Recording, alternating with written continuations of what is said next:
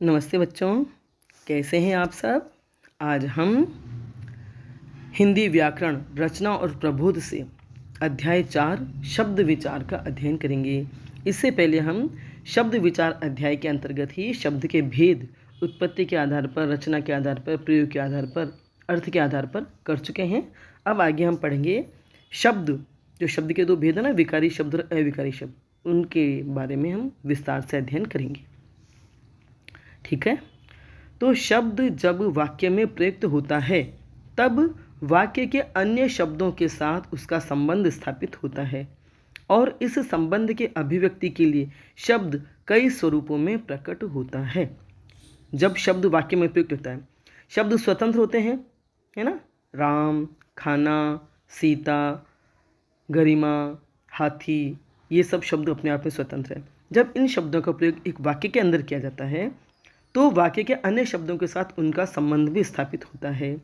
जैसे मैं खाना खाती हूँ या राम सीता के साथ वन में गए, तो इसमें हर शब्द का अन्य शब्दों के साथ संबंध है और इस संबंध के अभिव्यक्ति के लिए शब्द कई स्वरूपों में प्रकट होता है। वे स्वरूप क्या होते हैं? कोई शब्द संख्या होता है, कोई सर्वनाम होता है, कोई विशेषण होता है, कोई क्रिया होता है, कोई कार्य का कोई और भेद होता है, कर्ता होता है, क्रिया होती है ना। तो इससे उन शब्दों का अलग अलग रूप हमारे सामने आता है। जैसे मैं खाना खाती हूँ, इसमें मैं हो गया संज्ञा, खाना हो गया कर्म, खाती हूँ हो गया क्रिया। तो इस संज्ञा का संबंध क्रिया से, कर्म से हुआ। तो इससे शब्द के कई रूप हमारे सामने आए कि शब्द संज्ञा भी होते हैं, शब्द सर्वनाम भी होते हैं, संज्ञा शब्द कर्म भी होते हैं, शब्द क्रिया भी होती है, कोई कालवाचक शब्द होता है तो शब्द का संबंध काल के रूप में भी जुड़ जाता है ना। तो प्रयोग अथवा रूप परिवर्तन की दृष्टि से इन शब्दों के दो भेद किए गए। ये शब्द जो कई स्वरूपों में हमारे सामने आते हैं वो मुख्य रूप से दो भेद में विभक्त किए गए हैं, विकारी और अविकारी शब्द। ये आपको इससे से सारणियाँ बना करके बताया गया है इसमें कि शब्द के दो रूप होते हैं या दो भेद होते हैं मुख्य रूप से प्रयोग अथवा रूप परिवर्तन की दृष्टि से, मतलब उनका जो प्रयोग किया जाता है और वो किस से रूप बदलते हैं, उस दृष्टि से दो भेद होते हैं, विकारी शब्द और अविकारी शब्द। मुख्य रूप से शब्द ये दो ही प्रकार के होते हैं।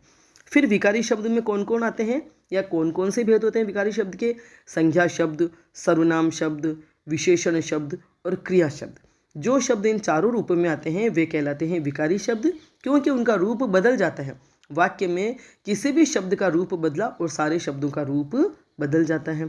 और अविकारी शब्द वे होते हैं जिनका रूप नहीं बदलता, चाहे कर्ता बदल जाए, चाहे क्रिया बदल जाए, चाहे कर्म बदल जाए, रूप नहीं बदलता। और विकारी शब्दों में जैसे ही क्रिया कर्म वगैरह बदलते हैं या कर्ता बदलता है, बाकी सब शब्दों के रूप बदल जाते हैं, है ना।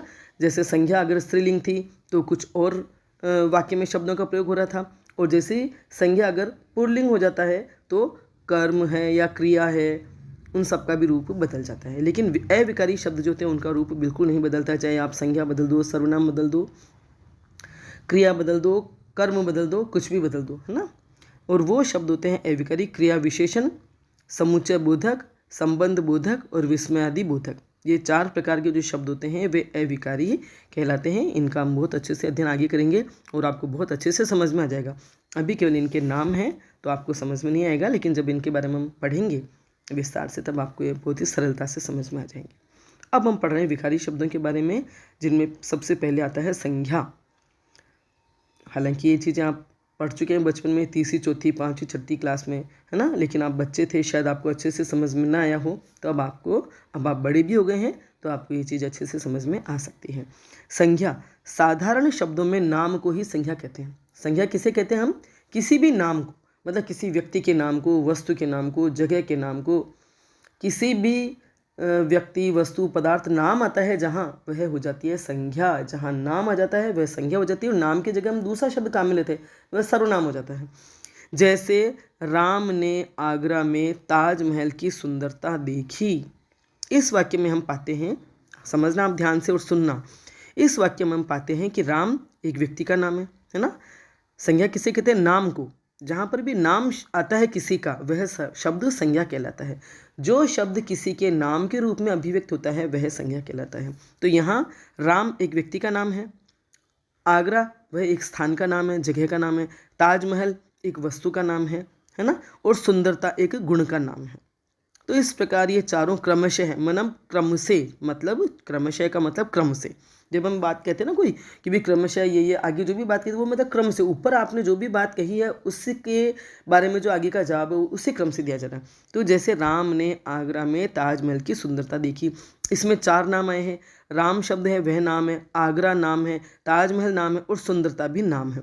और ये किस किस के नाम है? राम व्यक्ति का नाम है, आगरा स्थान का नाम है, ताजमहल वस्तु का नाम है और सुंदरता एक भाव का नाम है।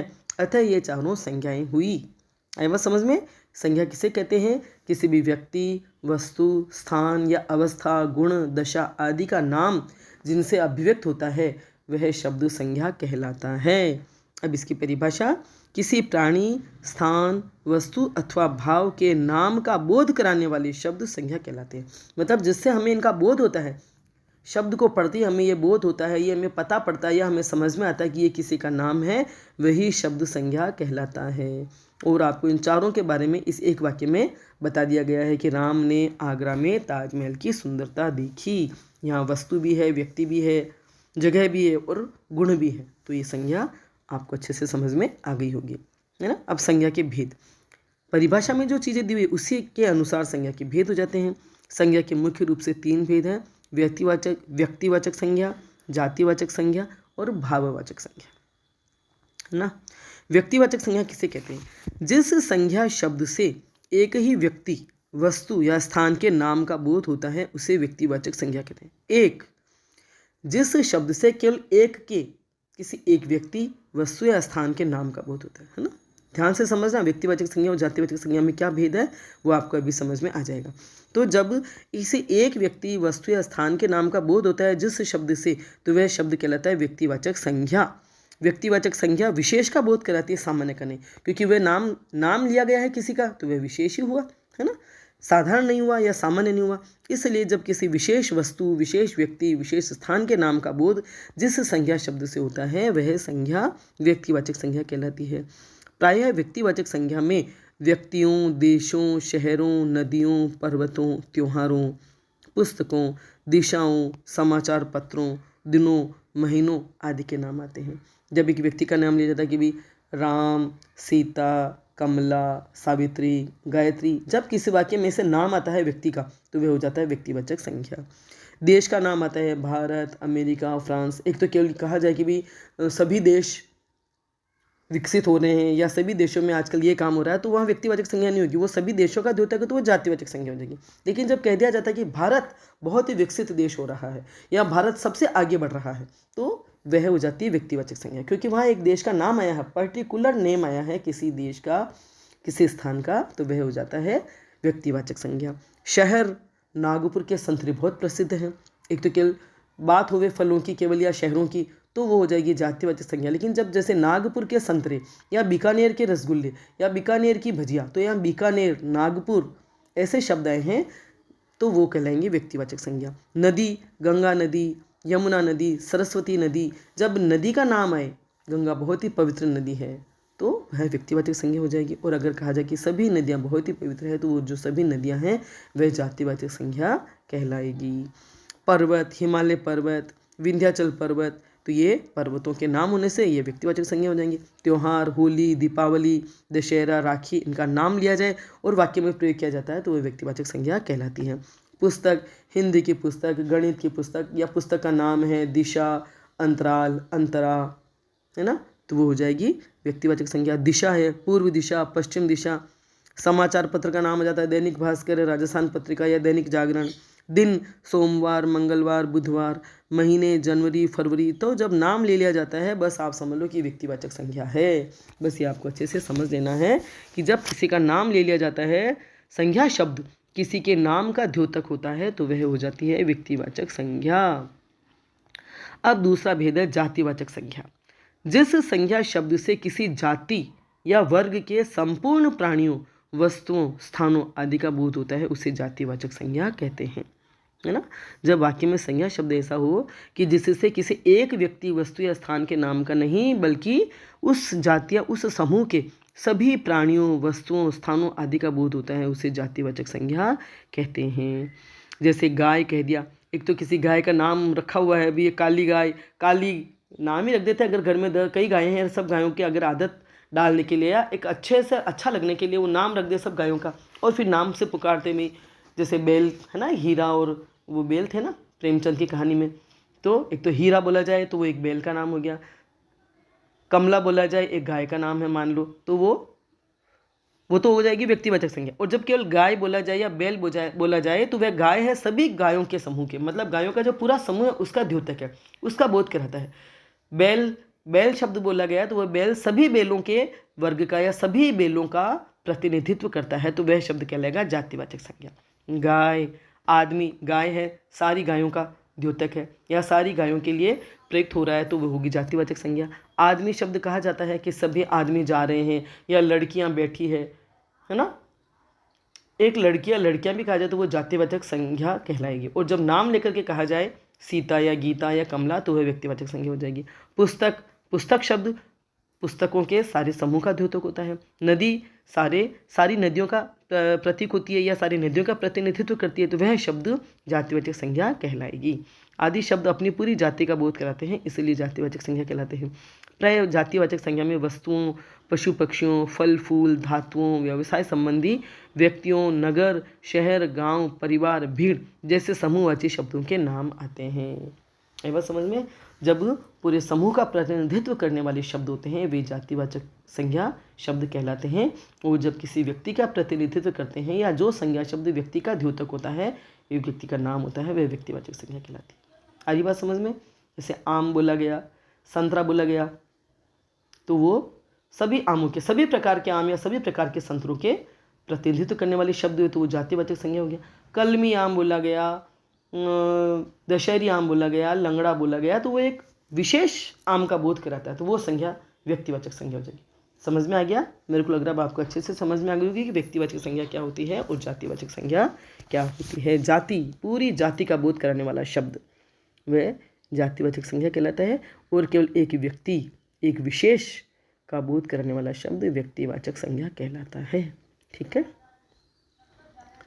पशु पक्षियों में कबूतर बोला, चिड़िया बोली, फल में आम बोला, फूल में गुलाब बोला, धातु में लोहा बोला, व्यवसाय संबंधी व्यक्तियों मतलब कपड़े का व्यवसाय या दुकानदार ऐसे बोले, नगर का नाम नगर बोला, शहर बोला, तो ये सब के सब समूह का द्योतक होते हैं। ठीक है। अब तीसरा भाववाचक संज्ञा। जिस संज्ञा शब्द से प्राणियों या वस्तुओं के गुण, धर्म, दशा, कार्य, मनोभाव आदि का बोध हो उसे भाववाचक संज्ञा कहते हैं। जैसे कि इसमें समझ रहे हैं हम, भाव का द्योतक होता है वो शब्द, भाव का प्रतिनिधित्व करता है वो शब्द, तो वह भाववाचक संज्ञा कहलाता है, जो व्यक्ति, वस्तु या प्राणियों के गुण, धर्म, दशा, कार्य, मनोभाव का बोध कराता है। प्रायः गुण, दोष, अवस्था, व्यापार, अमूर्त भाव तथा क्रिया भाववाचक संज्ञा के अंतर्गत आते हैं। जब किसी के गुण दोष बताए जाते हैं, किसी की अवस्था या दशा बताई जाती है, व्यापार या अमूर्त भाव और क्रिया, तो वे भाववाचक संज्ञा के अंतर्गत आते हैं।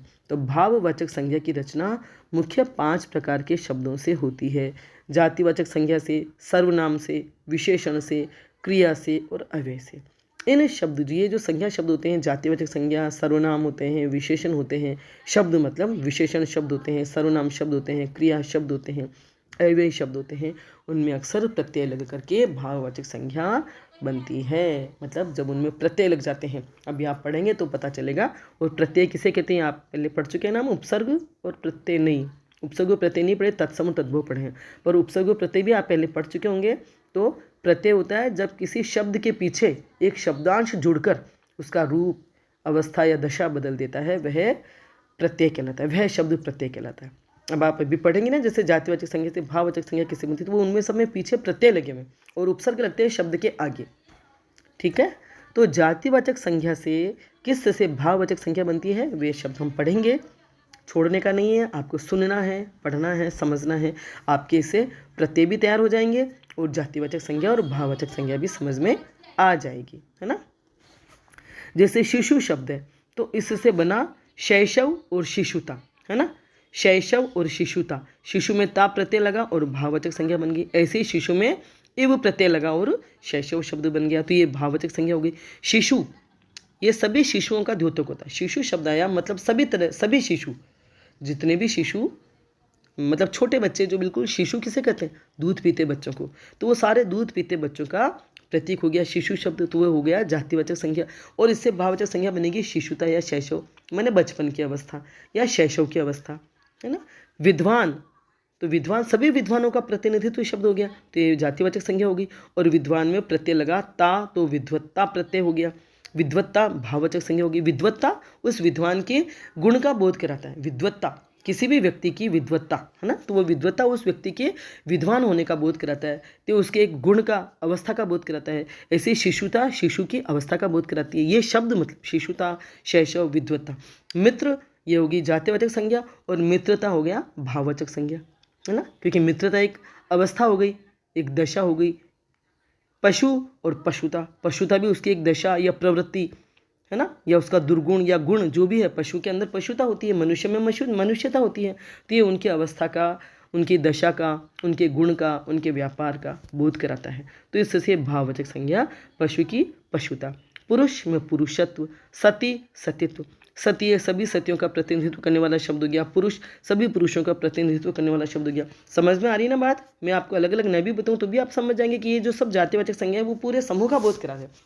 जो शब्द है वो उसके पूरे समूह या पूरी जाति का बोध करा रही है, और भाववाचक संज्ञा उसकी अवस्था, दशा, गुण वगैरह वगैरह का बोध कराते हैं कि किसी व्यक्ति का क्या गुण है, जो गुण बताता है।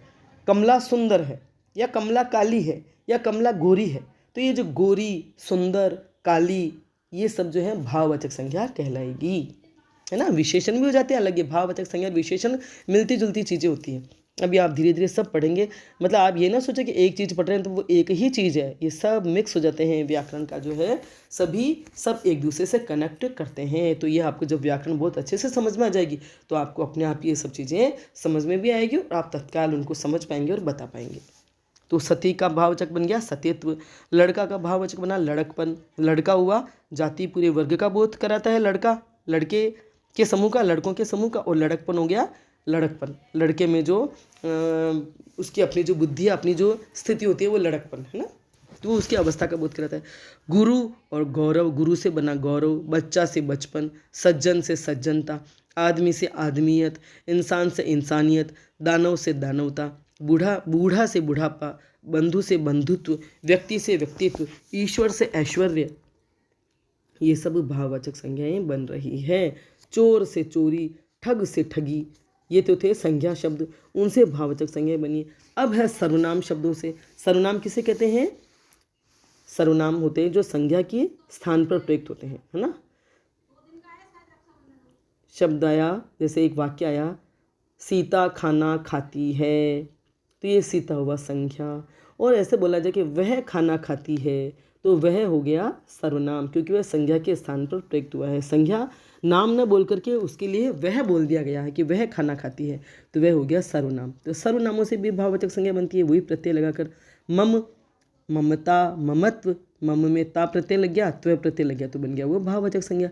स्व, स्वत्व, आप, आपा, सर्व, सर्वस्व, निज, निजत्व, अपना, अपनापन या अपनात, ये उनके भाव या दशा का बोध कराने वाले शब्द हैं, इसलिए इनको भाववाचक संज्ञा बोलते हैं। ऐसी विशेषण, विशेषण शब्द क्या होते हैं? वो भी संज्ञा या सर्वनाम की विशेषता बताते हैं, है ना, कि भाई कोई सुंदर है, कठोर है, चालाक है, बुरा है, अच्छा है, मोटा है, पतला है, कोई चीज़ मीठी है, खट्टी है, तो ये सब उनके गुण होते हैं, तो इनको बोलते हैं विशेषण। और इन विशेषणों से भी भाववाचक संज्ञा बनती है, वही प्रत्यय लगा के बनती है।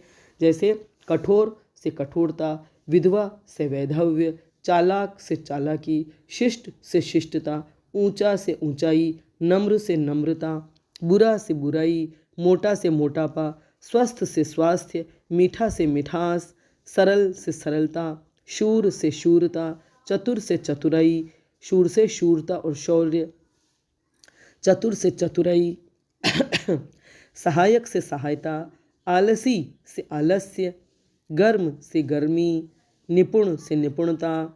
जैसे कोई व्यक्ति आलसी है तो ये आलसी तो हो गया उसका विशेषण कि वह व्यक्ति आलसी है, और उसका जो दशा या उसका जो गुण है ये आलस्य रूप में आएगा, इसलिए हमारे सामने ये भाववाचक संज्ञा शब्द ये होगा आलस्य। गर्म, गर्मी, मौसम बड़ा गर्म है और एक गर्मी लग रही है। निपुण, वह पढ़ाने में निपुण है या वह चित्रकारी में निपुण है, तो ये निपुण उसकी विशेषता होगी व्यक्ति की। है ना। चाहे संज्ञा या सर्वनाम जो भी उसकी विशेषता होगी, और निपुणता एक दशा होगी गुण की, है ना। बहुत बहुतायत, मूर्ख मूर्खता, वीर वीरता, न्यून न्यूनता,